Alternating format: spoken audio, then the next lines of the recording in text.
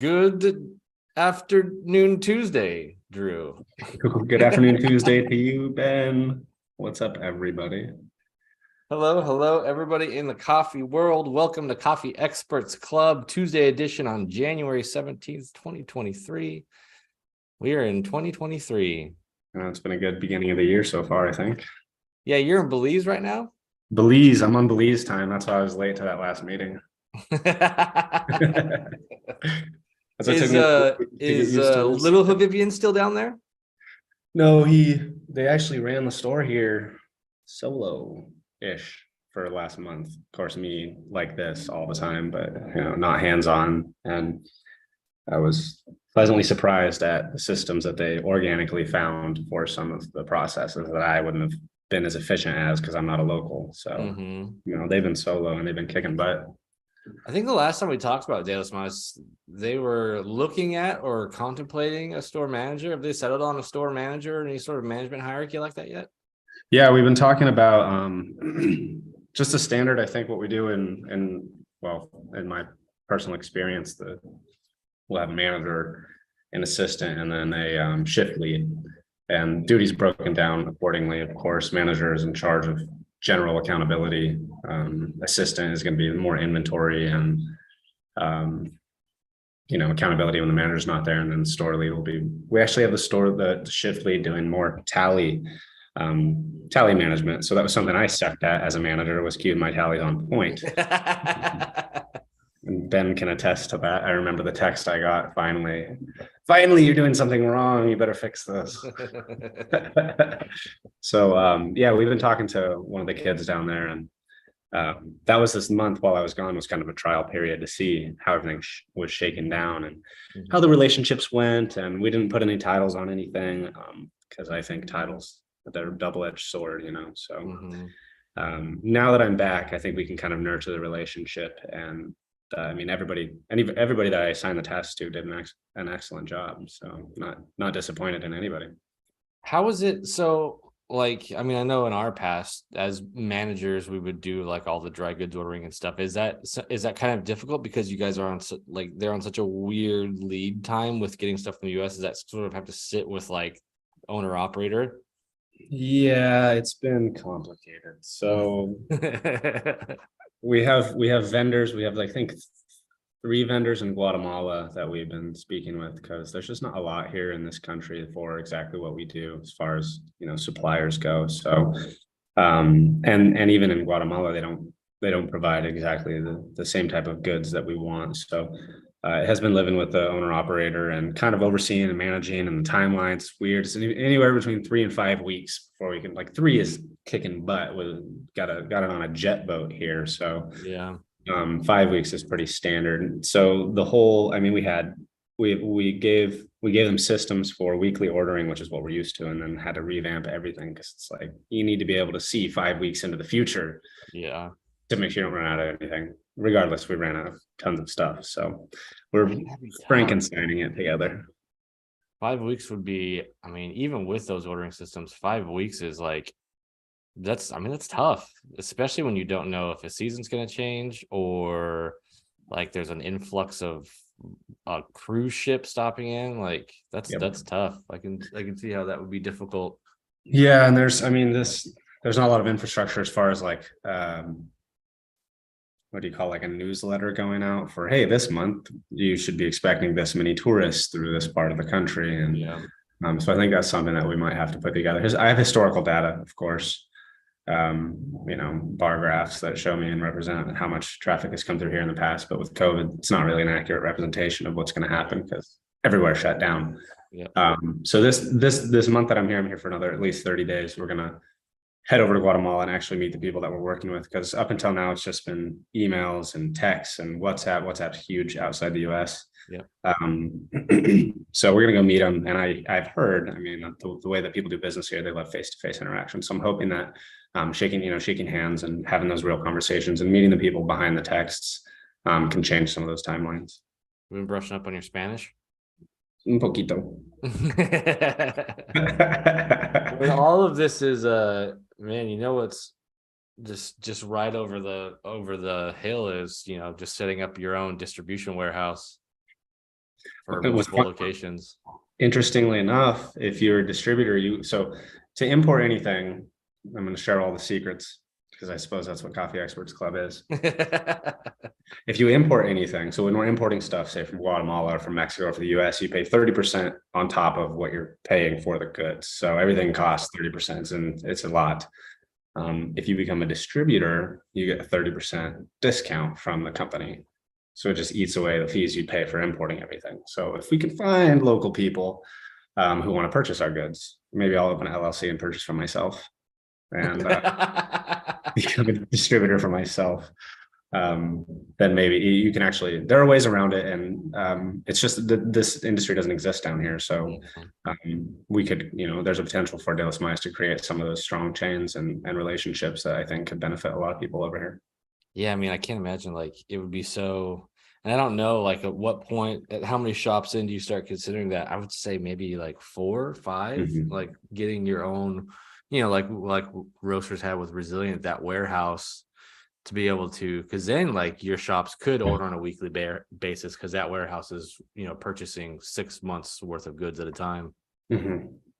Yeah, that would be smart, I think, and it's way in the future. But of course, 4 or 5 stores is a far-fetched for De Los Mayas. I think that the customer base is here and people actually really enjoy the product, and it's kind of unheard of exactly what they're doing.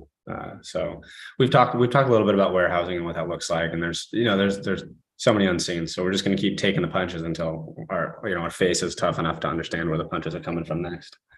I am going to get down there at some point. I'm thinking about maybe we might be able to do a trip in like March or February. Cool. Yeah, February's too soon, maybe March, but I want to get down there. Plus, I want to go on vacation anyways. Yeah, tourist season actually ends in like April. So it's not that it's crazy busy here, but if you want to miss the crowds. Okay. So let's talk about Coffee Republic and Marty. He seemed like a funny guy. Yeah, he's a good guy. It's the whole super down to earth. Yeah, great family. Really, really good, humble people, strong roots from where they're from, which they uprooted, of course. Whole family from California to Montana. But yeah, he has an interesting story. Going from what he was doing. Of course, he explained a little bit of his background to becoming like a slightly owner operator of the stores with his family, to now he's of course escalated to the point of most people like to become investors and property managers. So yeah, he's a very intelligent guy. One of the things that you guys were talking about that really stood out to me that was funny was when he was talking about how you can frugal yourself to death. I think you guys were talking about the shop and how like everything was great in it and they've set everything up so well for success. And he's like, yeah, well, I mean, you can underspend yourself and fail too. I thought that was so fitting for all the things that we've looked at in the past of just, you got to pinch every single penny and you can't spend. You have to always find the cheapest way to do everything. It was funny to hear somebody go, no, actually you can do that to your detriment. Like, yeah, you can overspend to your detriment, but you can also underspend to your detriment. And there's a hole in the floor of one of your shops that's been there for way too long. Yeah, you just don't ever hear that from an investor or a business owner. Usually it's the opposite of what he's saying. So it was really cool to hear. Yeah, it's like a higher, 10,000 foot business level. You're looking down and can see your mistakes of your past or predecessors. And I think, of course, Coffee Experts Club with CoLab team, we have a lot of that ability from all the businesses that we've worked with. So we've learned a lot and had some personal experiences. As you mentioned, the hole in Florida, that's a real life story. So the foresight is incredible, but to be able to use your hindsight for your foresight is kind of an unheard of thing, as you said, especially in this industry, because we're all dreamers, coffee, we're dreamers. We want to get our coffee shop open. Most of all, we want to serve people and create like a really nice following. And it's almost like with that comes like a fear of, okay, well, I need to make sure that we can keep serving people. And I don't want to spend, $5,000 to get my floor fixed, because what if I don't have that $5,000 to pay my employees the next payroll? But it's the infrastructure that, what if your employee falls through the floor and then you have to pay all those medical bills? So Yep. I think he was really smart about that, talking about like how even before they opened, like he had set aside, the buckets for money for every single project that goes into it, which I mean, like you said, that's you can only get to that point with like the amount of hindsight that I'm sure that they have. But just to be smart enough to carry that through and get, okay, this is the construction bucket, this is the marketing bucket, this is the employee payroll bucket, this is the Drew's frozen face bucket for new Gosh, Zoom dang count. it. Why does this keep happening? You got sloopy eyes though. Don't dare down. No, Hold on, I'll join. I gotta use my phone. Give me a second. let's cut your video.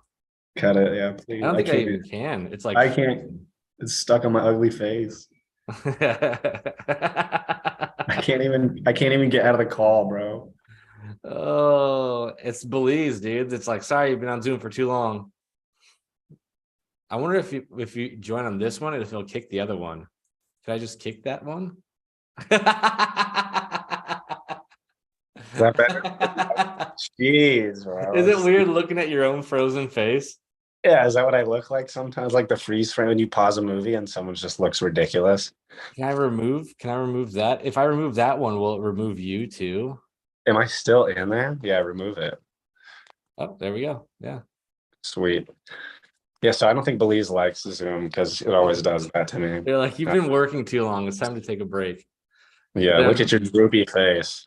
No, what I was saying was the amount of I think it came across as like good wisdom too. Like you could tell he's been through it. They know what they're doing. The wisdom of like, I'm going to set all this money aside ahead of time, and it's going to be proportioned out exactly to what it needs to go to, and then still have like an emergency fund. Like, man, you could tell they were prepared for this, like in every way they could be, especially with how you're saying like the grand opening went so smoothly. That just sounds like good preparation. Mm-hmm. Yeah, and it was not just of course, not in just the building, the construction. It was in the hiring, the process, the training process, the marketing, the public relations. It was an excellent execution.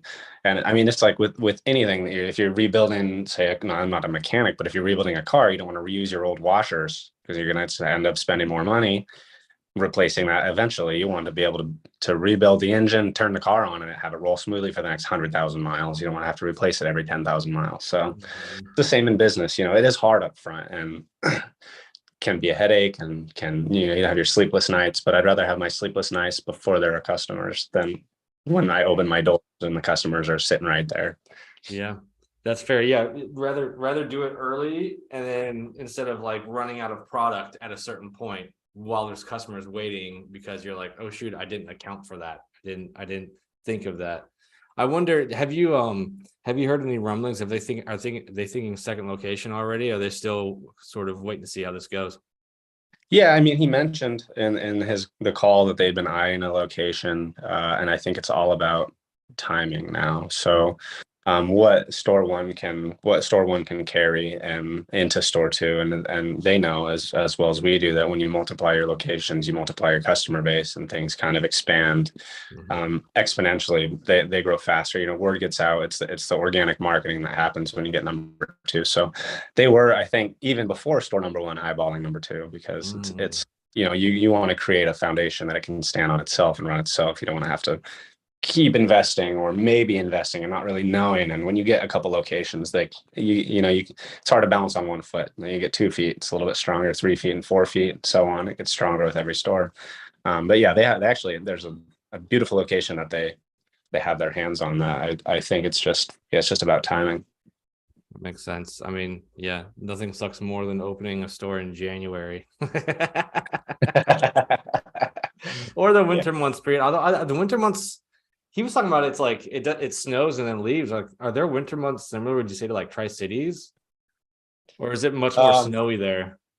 I wasn't there for the winter, and I don't think I'll ever be there for the winter, but I still have I still watch the weather over in Great Falls, and yeah, it's just so cold. Like I remember Jonathan's brother was telling me a story. He's like, it's weird when it's so cold that you go say to like a fast food place and you order a soda, and when you grab the soda, it's warmer than your hands, even though it's iced because it's so cold outside. So They don't have a lot of snow. That's not really the problem. It's just the cold, extended, extended cold weather is just I can't. I have nothing to compare it to because I've never experienced it. But Yeah. um, talking to the baristas, some of the baristas there who had some prior coffee experience, they're just used to it in the winter time. They have the winter every year, and they're used to what comes, and it doesn't really slow the traffic down because probably of the snow, picking up and leaving as soon as it hits the ground. Doesn't They don't have to send out plows. There's not a lot of snow days. Um, yeah, they keep functioning as almost as normal. They're tough. They're tougher than I am. I know. I noticed he said that like this January for them has like obviously has its slowdowns, but not nearly as much as they would see like in California, which is funny because it's always warm in California. But if it drops 10 degrees in California, is it that much more noticeable versus it dropping 10 degrees in Yeah, that's sweater weather down there. It's interesting though. It's a cool company. I hope they do well. I mean, I know they'll do well. Of course, they've got, so many years of experience and us, of course, right? But Yeah. I mean, doing well because we talked about it, I don't know how many times we talked about how, having one location is great. Like if you want the same pay as maybe the job you quit to start this new company, and if you want to work in the stand all the time, but really where it starts to pay off is that third and fourth location. So I hope that works out for them. Do you think that there's room in where they're at for like a 3, 4, 5 locations? Yeah, I think that they're not going to have any problem with gaining their momentum that they want. I think, as they're so prepared, and their foresight is reinforced by all the things that they've learned. So um there's definitely room, and I don't that that town doesn't have like a hometown, Great Falls grown coffee shop like that. They have some that are similar. They're all, I don't want to talk down on any of them. They're all great in their own ways, but they're all very different. And I think the ambitions that Coffee Republic carries are a little bit different, and the values that they bring into the business, they're very employee centric. They want people to succeed, and they want to invest in their people, and they want them to grow. And I think that, of course, that's the key, I think, to having a thriving business. And those happy employees are the ones you retain. The retained employees are the ones that retain customers. So it kind of compounds. But there's definitely room. There's definitely room for 3 or 4, or maybe even 5. Me, I'm ambitious. So room for them to become basically the hometown hero brand. exactly, come in and caffeinate Great Falls. Yeah, what a, like, if you had that opportunity, I mean, there's not a lot of spaces left to be that as a new company. Like there's not a lot of towns left that don't have that hometown hero brand. So the opportunity to come in and be that, like Roasters was for Tri-Cities, I mean, that's huge because I mean, then you've got raving customers or raving fans just simply because you rep the city. Like it's so great to become that hometown hero. And most of the larger metropolitan areas around the country that's already taken. So if they could come in and posture as like, we are the coffee of Great Falls, man, talk about a rocket ship. That'd be crazy. Yeah, and I mean, it's funny to think of, any industry is competitive, and we all like to do it our way. It's not competitive if you're just doing it your way, I suppose, but still, you're serving coffee. You're serving iced, hot blended coffee, and if there's already somebody there, it's competition. And I mean, we have clients that come out of Southern Oregon, and there's already hometown brands, and yet they still opened up. So if you have that competitive spirit, you have that fighting nature, and you have that unique idea, you can find the niche market in any town. I just think it's all about connecting with the community. And so, I mean, if you like to fight and push, and you believe in your dream, it's possible. But with their specific situation, there isn't, like you said, there's not a lot of room left. At least where we're from. I know, I've moved around the states a lot, and there are some places like East Coast is gaining momentum on this industry as well. But West Coast, up and down, there's a coffee shop on every corner. Yeah, it really is. I mean, we've been doing coffee on the West Coast. I mean, pretty similar to this since what, the 80s? Like it's not an old industry, but it's not a new industry here by any means. So like to find those little jewel pockets where there's not anything still, like you're like, holy shit, I gotta jump on that. And I mean, it makes sense East Coast that it's getting so big there because it's going to get across the country at some point. But like, I feel like, Great Falls, those little sort of like, is Great Falls considered Midwest, Northwest? No, we're Northwest, Midwest. I don't know. But those sort of like center states were like right smack dab in the middle that people tend to forget about, those flyover states. I think there's going to be a lot of huge opportunity there in the future. If I put on my tinfoil hat here for a second, I think those middle states, as people get sick of, high taxes, high crime, high this, that, and everything on the coast, they start moving inward. There's gonna be a lot of opportunities that open up in the Montanas, the Oklahomas, the Wyomings, where they've been largely forgotten, especially with remote work these days. If you can just pick up and go somewhere. I don't know. I've been saying that for a couple of years now, and I seem to be on the right track. So you heard it here first, guys. Wyoming's the next big state for coffee. Yeah, and I think it's surprising the people who grew up in the big cities on the West Coast. The cost of living is different. You don't know anything but your little world when you grow up in your little world. So, and you don't really live anywhere else. So I think it is fully possible. The people who do want to come, it is an open market, and it's always going to be an open market. It's just a competitive market. But people who want to pick up their life and move inward, there's a lot of opportunity. And I mean, if you need a reference, the collab team's here to to help you out with locations and contacts. So I know we do have, like in Utah, there's a client that's been looking at locations, and it's the same. They don't have a hometown brand exactly in that city where they're at. So there is opportunity. You just got to search for it.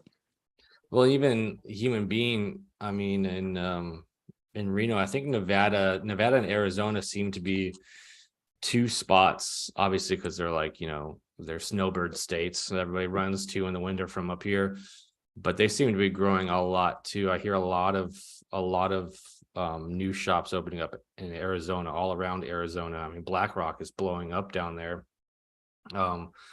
Who was I just looking at those down in Arizona too? Dang, I wish I could remember. But these states that like are sort of typically not underserved, but just not as saturated as Washington, Oregon, and California, and even Idaho. Like at some point, if you're opening a coffee shop or if you're running a coffee shop, it's smart to look at those underserved markets. Like, yeah, compete in your area, sure. I mean, there's always room for more coffee where you're at. There's, especially if you're in a growing community that's adding more people, there's more people to bring your coffee shop. And those are great to have, but the underserved markets are where you can take, a little drive-through stand and open it up and be doing $3,000 days, a couple of weeks later. So it'll be curious to see how that goes in the future, where the next big place to do coffee is. Maybe it's Montana. I don't know. Maybe it's Montana. Well, my experience here in Belize has taught me that there is always going to be a market for this stuff. Because, I mean, of course, there wasn't any coffee shops here, so it was almost like it's a new business and people get excited about new businesses. But it's also just a very unique market that you wouldn't necessarily expect for there to be an abundance of customers. So I was actually in Arizona back in September last year, and I was talking to some of the locals, and they say the same thing. We don't have any home till we have a Starbucks, and Starbucks is great, in its lane, but it's not in the lane of what we're talking about. Coffee Republic is in its own lane. It's an indie, it's independent and strong-willed and has new fresh ideas, and it's a young company, and young companies definitely have a leg up in this specific industry because people get excited. People want something to relate to, and that's what the independent coffee shops give them. So when you move in, and of course take that chance and take that risk, which entrepreneurs are risky. So I think that most of the regrets entrepreneurs have are not taking that one business risk that they had the idea of 20 years ago. So, taking that risk and moving with, your style into these places, you can't necessarily lose if you do your style. Now, if you're just trying to copy a Starbucks, we all steal a little bit from the ones who really succeeded, but we don't steal in such a way that people feel that it's imitation. The real art and creativity comes when you do something that you connect with, and then people connect with that because it's innate. And so, as you move into these new places, people get excited about it because they're like, oh my gosh, I feel what they're representing. That I think is where you gain some steam, especially in these little places that don't have, the Sedonas of Arizona that don't have a hometown coffee shop. They have a lot of juice bars, but no, no coffee republics. Sedona. So given all of that, here's a philosophical question for you. Given all that, and then also given, the knowledge that we have, our history in coffee, would you say that now, say you're Coffee Republic and they've got 3 locations under their belt, would you encourage them to move to a franchise model to boost the speed of their growth, or would you encourage them to stay in a sort of enclosed, self-owned company versus going to that extreme growth model? So I think it depends. It all depends. But what I would personally encourage, uh, I love the idea of a franchise model, and I'm generally going to advocate for franchising, not just for exponential growth, but for providing opportunity for people who are hungry to help grow a brand. And if you do the franchise model properly, which it seems today that what was written 20 years ago or 10, 15 years ago doesn't naturally support the franchisees the way that the franchisees expected. If you are able to write a franchise model that supports these young hungry entrepreneurs, because that's what they are, then it's not going to bite you, and it's going to grow your brand and create loyalty and become part of your story. So for Coffee Republic specifically, I think that they're poised for a beautiful opportunity to franchise if they find the proper franchisees and set up. They're such likable people. I don't think they'd have a problem finding good quality folks who want to invest in their business and help it grow. If you set it up right and maintain those values that you started with, I think that the business can grow exponentially on its own just through the natural marketing, through the entrepreneurial world, because there is an entrepreneurial world. There's through networking and marketing that we all, there's always chatter about what's going on. And a franchise built upon the model of supporting franchisees and giving them what they need and really making sure that the road is paved, that they're going to set these people down. I would definitely advocate for franchising, just for growing your business, sure, and expanding your pocketbook, but mostly for creating and providing opportunity for people who've been definitely searching for it and looking for it in all these different ways. Interesting. Yeah, I thought about that. I think when I was watching that replay back with Barty, because they came out of a franchise, they have so much experience and they were so well prepared for this opening, and I'm sure that they dialed out that shop, as best they could, because it was a remodel, right, from a previous business. But they just seem to know how to create that easily replicable, location, shop, and process, so that if they wanted to jump in a franchise, it seems like they could really do it whenever they wanted. So I was curious to get your input about that. But yeah, I mean, I agree. It's a good model, especially for growth and for giving opportunity. The only I think holdback I ever had was your culture. What if you lose some culture? But like you said, like if you change how the franchise model works, because typically it's always just like we'll franchise so we can get 25% of your income or your revenue, and you grow our business for us. But if you swap that more to like hey, this is a franchise because we want you to be a part of our company, we want you to grow, I think you could retain a lot of your culture that way. And I mean, I've spoken on it time and time again. This is the next generation of the coffee world coming up right now. People who've come out of franchises who, maybe have certain opinions about how those franchises were ran and want to do it proper and really want to be part of something, but don't necessarily know how to start their own thing. So I think the franchise model of the next generation of coffee shops can be something which really brings us all together, rather than creates more of bloody waters in the ocean of coffee. Yep. Well, Mr. Moody, it's been fun. It's been a grand Tuesday. Yes, sir. It's been awesome, and my little frozen face was good. Good intermission. We will talk to everybody on the next Coffee Experts.